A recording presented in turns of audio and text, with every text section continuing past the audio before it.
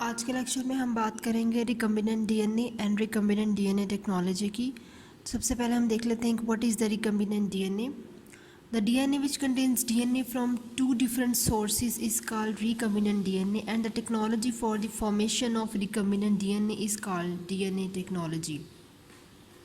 इसका क्या मतलब है कि the DNA which contains DNA from two different sources, यानी कि एक डीएनए है, हम कह रहे हैं DNA of one organism with DNA of another organism।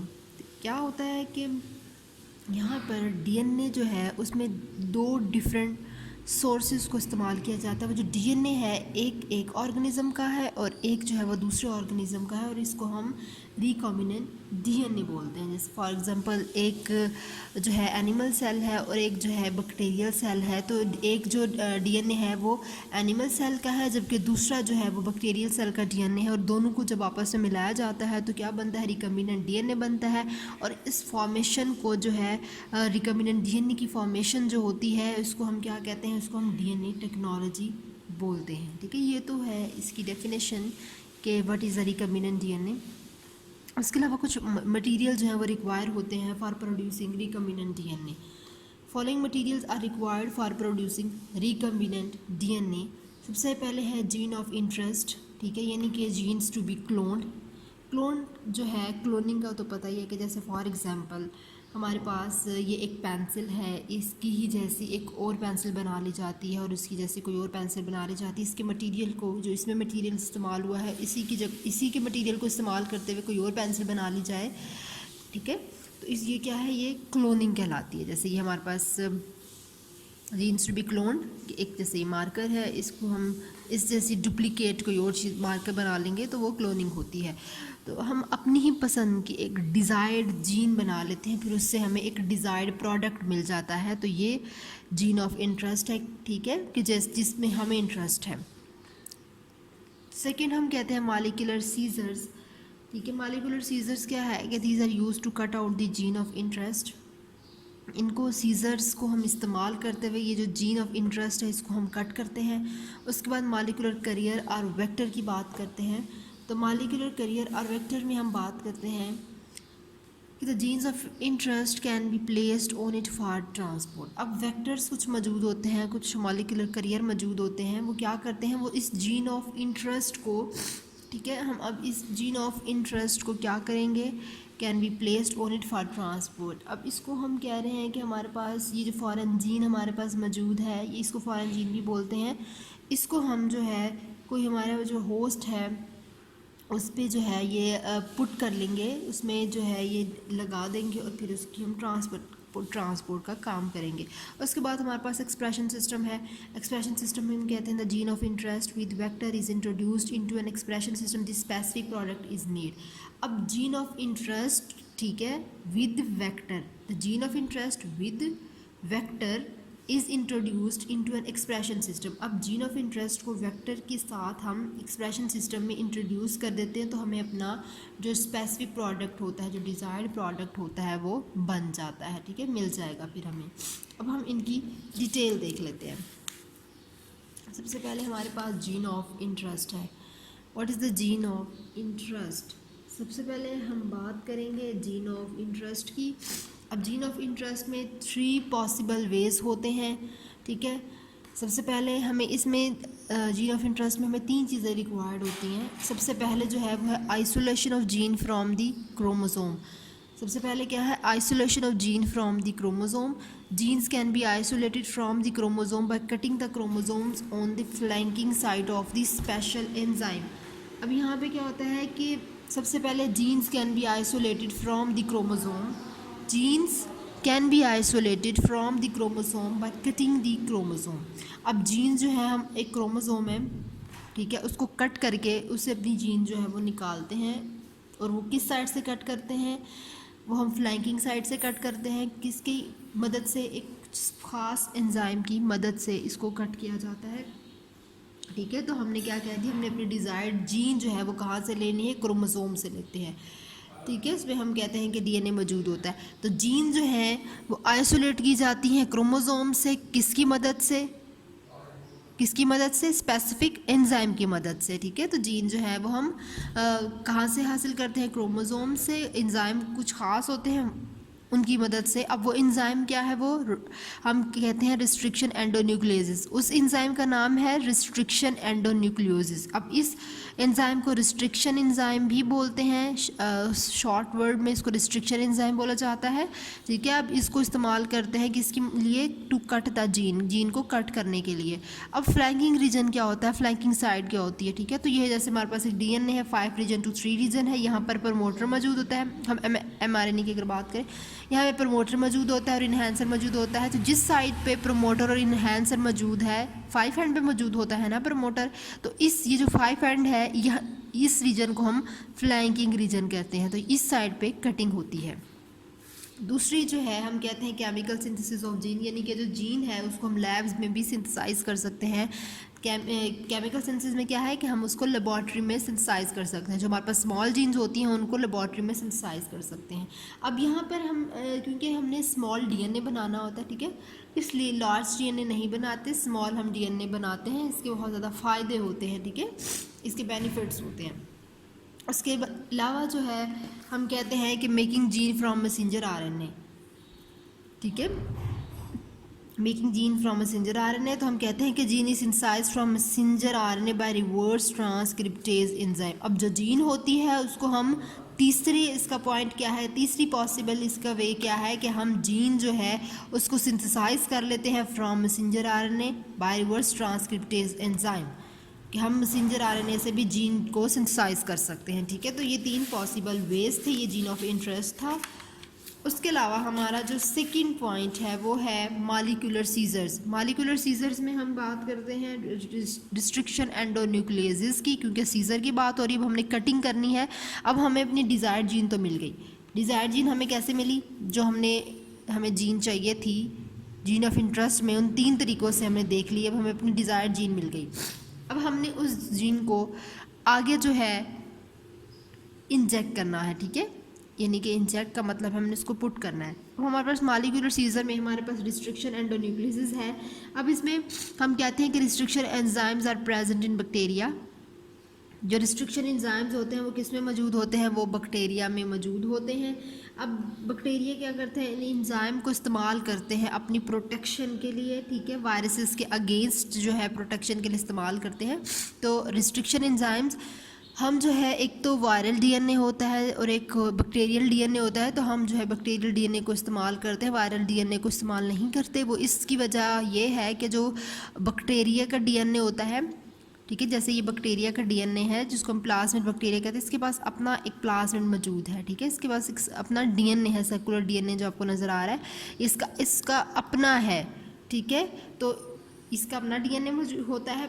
लेकिन जो वायरल डीएनए की बात करें तो उसमें जो है उसका जो डीएनए है वो अपना नहीं होता, होस्ट का अपना डीएनए नहीं होता, ठीक है। इसलिए वायरस जो है उसको इस्तेमाल नहीं किया जाता वायरल डीएनए को, ठीक है। इसकी अब आपको रीज़न समझ आ गई होगी कि बैक्टीरिया में क्या है, इसका अपना है, यानी कि इसका ये होस्ट है, इसका अपना डीएनए है, जबकि वायरस में उसके पास अपना डीएनए मौजूद नहीं होता, ठीक है। उसके अलावा जो है बैक्टीरियल डीएनए को इसलिए भी इस्तेमाल किया जाता है कि इसकी जीन्स, हम कहते हैं कि हमें स्मॉल जीन्स की ज़रूरत होती है, तो स्मॉल जीन्स मौजूद होती हैं, ठीक है। उसके अलावा इसमें रिस्ट्रिक्शन एंजाइम्स भी मौजूद होते हैं। अब वायरस डीएनए में जाहिर सी बात है डीएनए उनका अपना मौजूद नहीं है, तो उनके पास रिस्ट्रिक्शन एंजाइम्स भी मौजूद नहीं होंगे।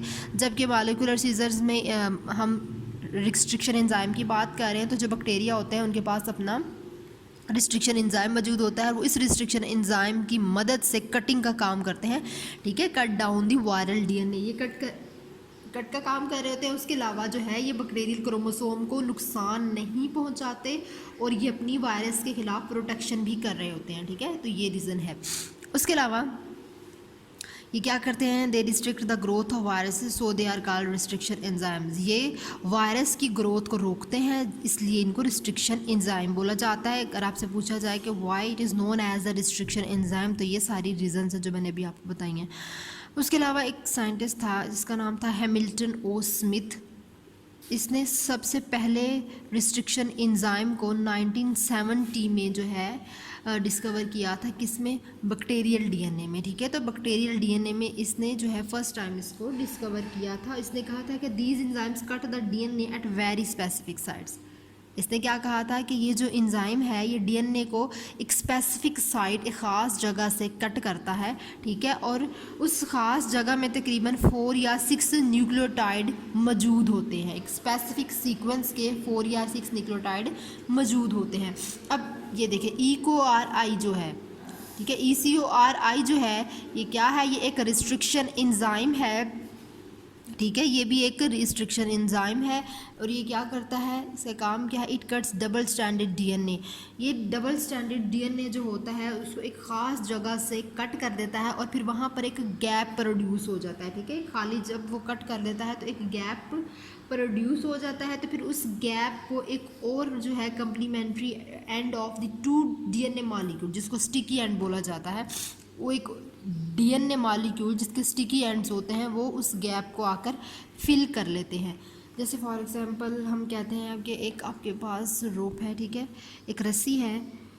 अब वो जो रस्सी है उसको आप दरमियान से काट देते हैं, कैंची की मदद से आप उसको दरमियान से काट देते हैं, वो अलग हो गई है। अब फिर एक और रस्सी से, ठीक है, कोई और रस्सी का टुकड़ा लेके आप उसको दोनों साइड से बांध देते हैं और फिर वो दोबारा से वैसे ही रस्सी बन जाती है। एक फॉर एग्जांपल एक रस्सी है, आपने उसको दरमियान से काट दिया, अब दरमियान से कट जाती है। अब जाहिर सी बात है आपको रस्सी चाहिए तो आपने दोबारा से कोई रस्सी का टुकड़ा लेना है और उसको बना लेना है और उसको एक लंबी सी रस्सी बन जाएगी। अब आपके पास रस्सी तो है लेकिन वो ओरिजिनल जो पहले थी उस जैसी नहीं है। अब इसमें आपके पास 2 जो है टुकड़े मिल गए हैं, एक पुराना था और एक आपने नया टुकड़ा डाल दिया। इसी तरह इनका भी, रिकम्बिनेंट टेक्नोलॉजी का भी यही काम है कि एक आपके पास जीन दूसरी है और एक दूसरी है, then it made a recombinant DNA, ठीक है।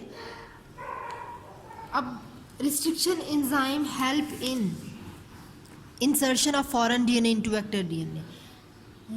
अब फॉरेन डीएनए क्या है, फॉरेन डीएनए वही है जो हमने डिज़ायर्ड जीन, जो हमारी जीन ऑफ इंटरेस्ट में जिस जीन की बात की उसको हम कहेंगे, ठीक है। तो यहाँ पे क्या होता है कि रिस्ट्रिक्शन एंजाइम अब एक तो उसने कटिंग में मदद की, दूसरा ये मदद करता है किसमें, कि उस फॉरेन डीएनए को वेक्टर डीएनए में इंसर्ट कर सके, ठीक है। 2 काम किए, एक तो उसने कटिंग की, दूसरा इसने काम करना है कि इंसर्ट कर सके फॉरेन डीएनए को किसमें, वेक्टर डीएनए में।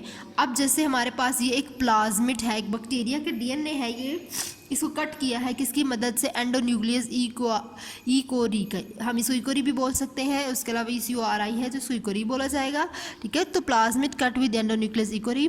उसके अलावा कोराई के इसको जब हमने इसकी मदद से काट दिया तो ये आपको यहाँ पे एक गैप नज़र आ रहा है। अब इस गैप को फिल करने के लिए एक और हम फ्रैगमेंट इंसर्ट करेंगे। ये जो ग्रीन से नज़र आ रही है एक और फ्रैगमेंट है जिस प्लाज्मिड में इंसर्ट हो गया और किसकी मदद से, एक एंजाइम है जिसका नाम है डीएनए लाइगेज। इस एंजाइम की मदद से ये इसमें फिट हुआ हुआ है और ये जो रेड कलर से नज़र आ रहा है ये एक जेनेटिक मार्कर होता है। इसके मैं आपको काम बताऊंगी कि ये क्या काम करता है, ठीक है। तो ये भी एक तो इसमें फ्रैगमेंट होता है और इसके साथ एक छोटा सा जेनेटिक मार्कर भी अटैच होता है, ठीक है। तो आप इस तरह आसानी से आपको इससे समझ आ गई होगी कि इस तरह हम काम करते हैं, ठीक है। तो जैसे उसके अलावा स्टिकी एंड्स क्या हैं कि ये जो उनका डीएनए होता है ये स्टिकी एंड्स होते हैं। अब स्टिकी एंड्स का क्या मतलब है कि जैसे फॉर एग्जांपल एक डीएनए है, ये उसमें सीक्वेंस है, बेस पेयर की सीक्वेंस है, ठीक है। कम्प्लीमेंट्री डीएनए की बात की हमने। अब इसमें क्या है, ये सीक्वेंस है। अब इसको हम दरमियान से हमने क्या किया, कट कर दिया। तो अब आप इसको इस तरह से रीड करेंगे और इसको आप इस तरह से रीड करेंगे, इसको इस तरह से और इसको इस तरह से रीड करेंगे। अब ज़ाहिर है इसको जब हम यहाँ पे पुट करेंगे, अब ये टुकड़ा अलग और ये टुकड़ा अलग हो गया, कट करने की वजह से ये अलग और ये टुकड़ा अलग हो गया। अब यहाँ पर आपने इसको जब फिट करना है तो क्या होगा कि खुद ब खुद ये जो है आमने सामने आ जाएंगे। जिस तरह यहाँ पर थे उसी तरह यहाँ पर भी आ जाएंगे, ठीक है। तो ये स्टिकी एंड्स होते हैं, यानी कि हम क्या कहते हैं स्टिकी एंड्स में होता है कि न्यूक्लियोटाइड्स जो होते हैं ऑपोजिट डायरेक्शन, रिवर्स डायरेक्शन में एक दूसरे के आमने सामने जो है वो मौजूद होते हैं। न्यूक्लियोटाइड इन ऑपोजिट डायरेक्शन, ठीक है। तो हमने क्या कहा कि जो न्यूक्लियोटाइड होते हैं ये रिवर्स डायरेक्शन में एग्जर्ट हुए हुए होते हैं। इसको हम क्या कहते हैं, इसको हम स्टिकी एंड्स भी बोलते हैं। उसके अलावा इसका एक और नाम भी है, इसको पैलिड्रोमिक सीक्वेंस भी बोला जाता है। इसको पैलिड्रोमिक सीक्वेंस भी बोलते हैं। तो इनको स्टिकी एंड्स बोला जाता है, ठीक है। यानी कि न्यूक्लियोटाइड्स रिवर्स डायरेक्शन में मौजूद हैं एक जैसे ही, ठीक है, हैं एक जैसे, जैसे GTCA, TCCAA, AACCT, इसी तरह ये रिवर्स डायरेक्शन में मौजूद हैं, ठीक है। इनको स्टिकी एंड्स और पैलिड्रोमिक सीक्वेंस बोला जाता है। अब C जो है वो मॉलिक्यूलर करियर है। C क्या है, वो है मॉलिक्यूलर करियर, यानी कि वेक्टर है। Recombinant DNA is introduced into host cell is called vector. अब इसमें क्या है कि मॉलिक्यूलर करियर वेक्टर। अब इसमें हम वेक्टर की बात कर लेते हैं कि व्हाट इज़ द वेक्टर, आखिर वेक्टर क्या है। तो recombinant DNA is introduced into host cell is called vector. अब यहाँ पे क्या है कि रिकम्बिनेंट DNA जो है, recombinant DNA is introduced into host cell.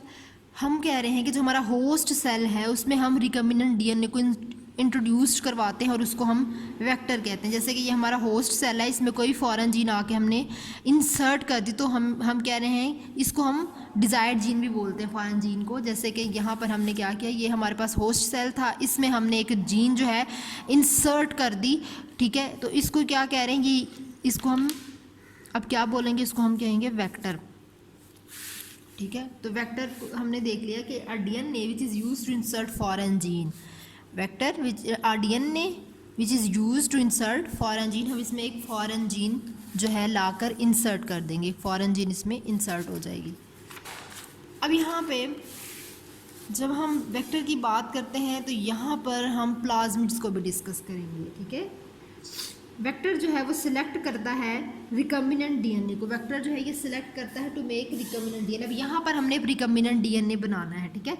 अब यहाँ पर प्लाज्मिड्स होते हैं। अब प्लाज्मिड्स जो है वो natural extra chromosomal circular DNA molecules होते हैं। अब प्लाज्मिड किसको कहते हैं, नेचुरली मौजूद होते हैं एक्स्ट्रा क्रोमोसोम होते हैं, extra chromosomal circular DNA molecules होते हैं और ये बैक्टीरिया में मौजूद होते हैं, ठीक है, extra chromosomal circular DNA molecule. उसके अलावा ये क्या काम करते हैं, ये हम प्लाज्मिड जो है ये एक कॉमन टाइप है वेक्टर की, ठीक है। उसके अलावा इन्वेस्टिगेशन जो है, इन्वेस्टिगेटर्स जो थे उन्होंने इन्वेस्टिगेशन की, उन्होंने डिस्कवर किया कि उन्होंने प्लाज्मिड को डिस्कवर किया during their study of the sex life of the intestinal bacterium, ठीक है। तो जो बैक्टीरिया होते हैं, इंटेस्टिनल बैक्टीरियल साइकिल जो होता है उसके दौरान इन्होंने इसको स्टडी किया, किसमें, ई कुलाई में, ठीक है, ई कुलाई में इन्होंने इसको स्टडी किया। उसके अलावा जो है ये क्या करते हैं, they carry genes for antibiotic resistance and fertility. हम कहते हैं कि ये जीन्स को कैरी करते हैं किस लिए, एंटीबायोटिक रेजिस्टेंस के लिए और फर्टिलिटी के लिए। उसके अलावा सेकंड पे हम बात करते हैं DNA ऑफ बैक्टीरियल वायरसेस।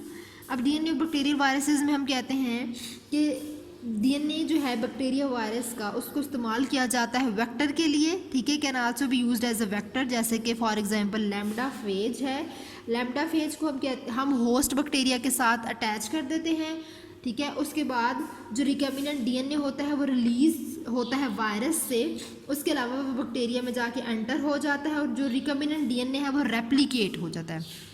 उसके अलावा एक और यहाँ पे हम इसका फंक्शन देख लेते हैं बैक्टीरिया के DNA का, कि ये ख़ुद को बहुत जल्दी रेप्लिकेट कर लेता है, क्योंकि हमने क्लोनिंग जैसे हमने बात की तो हमने अपनी रेप्लिकेशन करनी है ना, तो ये फ़ौरन से अपनी ही जैसी एक और कॉपी बना लेता है, ठीक है।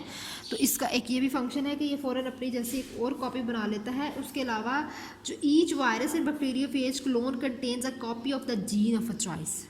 हर जो बैक्टीरिया फेज होता है उसके पास जो है जीन की कॉपी मौजूद होती है, ठीक है। अब हमारा जो है डी पॉइंट आ गया है एक्सप्रेशन सिस्टम का। अब यहाँ पे हमने वेक्टर को भी स्टडी कर लिया है। अब यहाँ पे हमने रिकम्बिनेंट कॉपी बनानी है, रिकम्बिनेंट DNA इस वेक्टर की मदद से। अब एक्सप्रेशन सिस्टम में हम कहते हैं, एक्सप्रेशन सिस्टम में कि बैक्टीरिया जो है उनको इस्तेमाल किया जाता है मोस्टली एक्सप्रेशन सिस्टम के लिए। Bacteria are mostly used. अब बैक्टीरिया जो है इनको मोस्टली हम इस्तेमाल करते हैं अब हम कहते हैं कि the clone of bacteria are prepared, a clone can be larger number of molecules, ठीक है। हमने एक क्लोन ऑफ बैक्टीरिया जो हमने जो एक जीन प्रिपेयर कर ली हुई है, और हमने अब जीन जो है प्रिपेयर कर ली हुई है, ठीक है। क्लोन ऑफ जीन जो है वो क्लोन ऑफ बैक्टीरिया जो है वो प्रिपेयर हो चुकी है, और वो जो क्लोन है उसमें लार्ज नंबर ऑफ मॉलिक्यूल्स मौजूद होते हैं, ठीक है, जो कि अपने ओरिजिनल स्पेसिमन के आइडेंटिकल होते हैं, जैसे कि उनका ओरिजिनल स्पेसिमन है उसी की जैसे वो नज़र आते हैं। अब जैसे कि फॉर एग्जांपल ये हमारे पास प्लाज्मिड है, ठीक है, और ये हमारे पास डोनर डीएनए है, ठीक है। जैसे कि हम एक एनिमल सेल की बात करते हैं, एक बैक्टीरियल सेल की बात करते हैं, ठीक है, बिल्कुल वैसे ही। अब यहाँ पे हमारे पास प्लाज्मिड है और एक हमारे पास डोनर डीएनए है। अब ये एक एक्स्ट्रा सर्कुलर क्रोमोसोम है। अब यहाँ पे क्या है कि ये एक सीक्वेंस इस तरह मौजूद है, GATTC, इसी तरह GTTAAG। अब यहाँ पर भी डोनर डीएनए में इसी तरह सेम सीक्वेंस मौजूद है, GAATTC, ये सब सेम है। अब इनको कट किया जाता है रिस्ट्रिक्शन एंजाइम की मदद से, और इसको भी कट किया जाएगा with the help of restriction enzyme. अब जब कट किया गया तो ATTCS अलग, देन CTTAA, दोनों रिवर्स डायरेक्शन में हो गए, ठीक है। मैंने आपको बताया था कि ये रिवर्स डायरेक्शन में हो जाते हैं, तो ये दोनों रिवर्स डायरेक्शन में हो गए, G यहाँ पर और G यहाँ पे चला गया। इसी तरह यहाँ पर भी वह G इधर है, G इधर है, और ये दोनों रिवर्स डायरेक्शन में हो गए। अब इन दोनों को एक साथ हमने इंसर्ट करना है with the help of vector. अब यहाँ पर हमने इसको कम्प्लीमेंट्री बेस पेयरिंग जो है फॉलोड बाय लिगेशन, ठीक है, हमने इसको अब इसके साथ इंसर्ट करना है। अब यहाँ पे हम इसको इंसर्ट कर रहे हैं। अब यहाँ पे हमारा रिकम्बिनेंट डीएनए मॉलिक्यूल बन जाता है। अब जब हम ये इंसर्ट हो जाता है, अब दोबारा से थे वो अलग अलग, लेकिन वो उस वेक्टर की मदद से उन्होंने क्या काम किया कि वो इस तरह आगे, ये देखें, CTTAAG, CTTAAG, GAATTC, GAATTC, आमने सामने हो गए बट इन ऑपोजिट डायरेक्शन हैं, ये सेम, लेकिन जो डायरेक्शन है वो रिवर्स है। That is the genetic marker. अब ये हमें रिकम्बिनेंट डीएनए मॉलिक्यूल मिल गया, और ये क्या है, ये हम कह रहे हैं क्या बन गया, हमारे पास डीएनए रिकम्बिनेंट मॉलिक्यूल बन गया।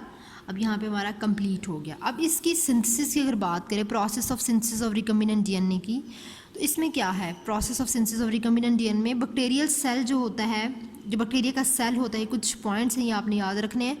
Bacterial cell treated with calcium chloride. अब ये जो बैक्टीरिया का सेल होता है उसको कैल्शियम क्लोराइड के साथ ट्रीट किया जाता है। अब इसकी क्या रीज़न है, वो जो उसकी मेम्ब्रेन होती है उसको मोर परमिएबल बना लेता है। It makes membrane more permeable. No bacterial cell take up recombinant plasmid, ठीक है। जब उसकी मेम्ब्रेन जो है वो परमिएबल हो जाती है तो बैक्टीरियल सेल जो होता है वो रिकम्बिनेंट प्लाज्मिड ले सकता है। Second, these bacteria reproduce and bacterial clones are formed. उसके बाद जो बैक्टीरिया होते हैं ये खुद को रिप्रोड्यूस करते हैं और एक क्लोन फॉर्म कर लेते हैं, ठीक है। अपनी जैसे एक जो बैक्टीरिया है वो अपनी जैसी एक कॉपी बना लेता है। उसके अलावा उसकी जो हर न्यू कॉपी बनती है उसके पास एटलीस्ट एक प्लाज्मिड मौजूद होता है, ठीक है। उसके अलावा उन सब के पास प्लाज्मिड भी मौजूद है। उसके अलावा जो है हर जो कॉपी बनती है उसके पास अपना जीन ऑफ इंटरेस्ट भी मौजूद है, ठीक है। जो उनको डिज़ायर्ड जीन है वो भी उनके पास मौजूद है और उनके पास अपना प्लाज्मिड भी मौजूद है। प्लाज्मिड हमने पढ़ लिया है क्या है, natural extra chromosome circular DNA molecule. अब यहाँ पे देखें, यहाँ पे क्या है, थर्ड पॉइंट हम कह रहे हैं कि the clone bacteria express themselves and make product. अब यहाँ पे हम कहते हैं कि फिर जो क्लोन बैक्टीरिया बन चुका है वो खुद को एक्सप्रेस करता है और अपना प्रोडक्ट बनाता है, ठीक है। ये सारा हमने पढ़ लिया है, ये जो हमने पहले सारा प्रोसेस पढ़ा है ये सारी चीज़ें वो हैं, ये अब उसकी हम एक समरी पढ़ रहे हैं, ठीक है। Protein product can be separated from clone bacteria. अब वो जो प्रोडक्ट बनती है वो सेपरेट हो जाएगी फ्रॉम द क्लोन बैक्टीरिया से। अब the cloned genes can be isolated from the bacterial clone for further analysis. अभी जो क्लोन जीन्स है वो आइसोलेट होगी बैक्टीरियल क्लोन से, उसके अलावा वो फर्दर एनालिसिस में मदद करेगी, ठीक है। अब जेनेटिक मेकर की जो हमने बात की थी, genetic maker produce resistance with the help of ampicillin. इसको AMPR से भी रिप्रेजेंट किया जाता है, एम्पीसिलिन को। अब जो जेनेटिक मेकर है इसका क्या काम है कि ये रेजिस्टेंस प्रोवाइड करता है, एंटीबायोटिक रेजिस्टेंस। हमने ये बात की थी ना कि ये प्रोवाइड करता है एंटीबायोटिक रेजिस्टेंस, तो किसकी मदद से, वो with the help of genetic maker. ठीक है, वो इसमें मेंशन नहीं है बुक में, लेकिन जेनेटिक मेकर वैसे मैंने आपको बता दिया है कि इसके साथ अटैच होते हैं जो रेजिस्टेंस जो है वो प्रोवाइड करते हैं। अब वो क्या काम होता है, जैसे फॉर एग्जांपल हमारे पास एक सेल है, उसमें हमें कैसे पता चलेगा कि इसके पास जीन मौजूद है, ठीक है, कौन जो हमें जीन चाहिए वो इसका कहाँ पर मौजूद है, ठीक है। अब ज़ाहिर बहुत सारे इसमें जीन्स मौजूद है, तो हमें कैसे पता चलेगा कि हमें ये वाला जो जीन चाहिए। तो इसमें होगा क्या कि वो जो टुकड़ा हमने उसके साथ अटैच किया होगा, ठीक है, जो हम बात करते हैं ये वाला, जैसे कि फॉर एग्जांपल ये है, अब इसमें इतने सारे हम कह रहे हैं मौजूद है, तो हमें कैसे पता चलेगा कि हमें ये वाली चीज़ चाहिए। तो उस वो क्या है कि इसमें हमने क्योंकि जीन तो क्लोन कर ली हुई है, तो अब हमें पता चलेगा कि ये कौन सा हमारे लिए बेहतर है। तो वो जो टुकड़ा होगा जिसमें एम्पिसिलिन मौजूद होगी, क्योंकि जो जिस जीन के पास एम्पिसिलिन मौजूद होगी वो एंटीबायोटिक रेजिस्टेंस जो है वो बना लेगा, लेकिन जिसके पास एम्पिसिलिन मौजूद नहीं होगी वो एंटीबायोटिक रेजिस्टेंस नहीं बनाएगा। तो मैंने क्या कहा कि जिसके पास एम्पिसिलिन मौजूद है वो क्या करेगा, रेजिस्टेंस उसमें मौजूद होगी, ठीक है, किसी भी वायरस से लड़ने की। उसके अलावा जो है दूसरा जो होगा जिसके पास एम्पिसिलिन मौजूद नहीं है वो नहीं लड़ सकेगा, उसमें रेजिस्टेंस मौजूद नहीं होगी, ठीक है। तो जिसके पास अब हमें पता चल जाएगा जिस जीन के साथ ये टुकड़ा जेनेटिक मेकर जो है वो अटैच हुआ होगा, तो हम उस जीन को ले लेंगे और हमें पता चल जाएगा कि ये हमारा एक डिज़ायर्ड जीन है। तो ये है रिकम्बिनेंट डीएनए टेक्नोलॉजी, और हमने रिकम्बिनेंट डीएनए को डिटेल में उसकी एक्सप्रेशन सिस्टम, उसके अलावा उसमें जो है रिकम्बिनेंट डीएनए मॉलिक्यूल हमने कैसे बनाया है, हमने डिज़ायर्ड जीन को किस तरह लिया, तो इसको हमने जो है वो डिटेल में पढ़ा है।